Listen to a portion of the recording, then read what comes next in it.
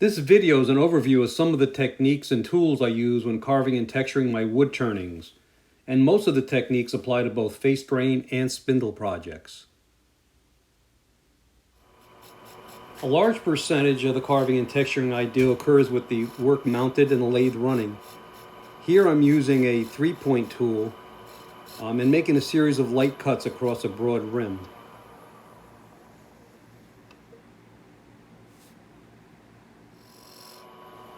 Using the same 3-point tool, here I am just putting the point in a little deeper and in essence making a series of simple V grooves along a broad rim.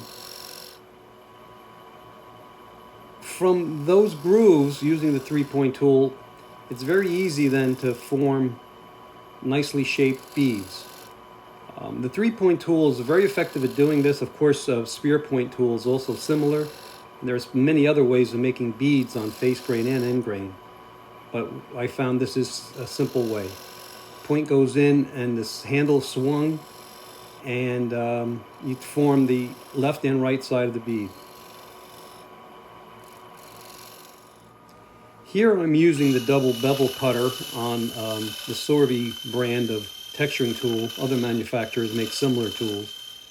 And I'm just moving that double bevel cutter laterally across the tool rest, and that creates what a lot of people call orange peel, but it's a pleasing texture.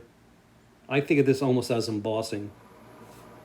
Again, using the Sorby tool. In this case now I've turned the RPM down a little lower, and on an angle I'm using the single bevel cutter, and I'm making a series of cuts, and I'm changing the direction and the incline of that angle, and that'll create a series of cuts. Sometimes it's very random. It could be frustrating using that tool, but with practice you do start to get some nice results. And now again, going back to the 3-point tool, I'm making some V grooves, and that helps define those cuts.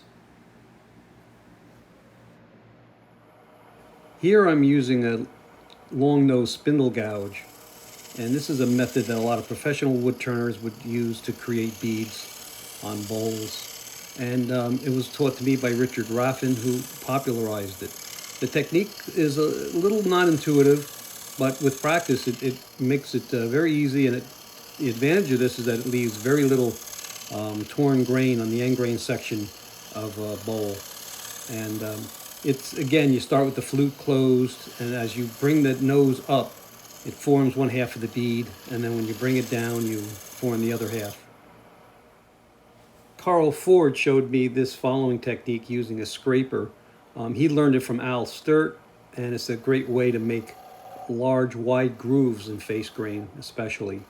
And it has a large burr on it, and you notice that it's angled high, so it's a high shearing angle.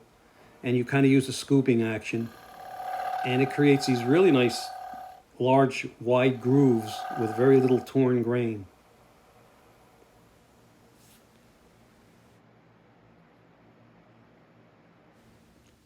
In most cases, when people think carving, they're thinking tools like this, hand tools. In this case, it's a V parting tool. Of course, it could also be a U-shaped gouge. And the process is, even with the very sharpest, and these are well-maintained and well-made tools, but it's not easy to do. Using a power reciprocating carver allows you to get that very nice clean cut with a lot less effort. But very often I find that using a rotary carver on a simple tool like a Dremel, in this case it's a shafted tool, with a rotary cutter is the best way to go. Makes pretty short work of making those V grooves. The downside is, though, very often you'll get a lot of fuzz, at least on one side of the cut. But the rotary cutters are something that's really worthwhile, and they come in a large variety. These happen to be solid carbide cutters, and there's some that cut 3 grooves at once, single grooves.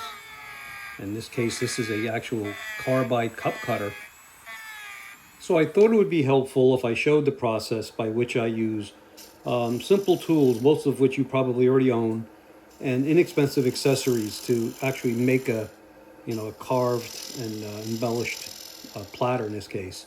So here you see I formed a bowl and a raised bead, and I'm using a spear point tool to define a narrow area next to that bead.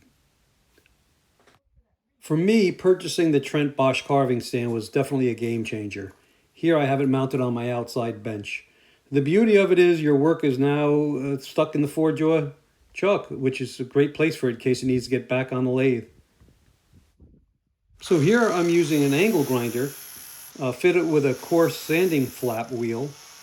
And by using the corner of that wheel, I'm able to make these deep V grooves in the outer rim.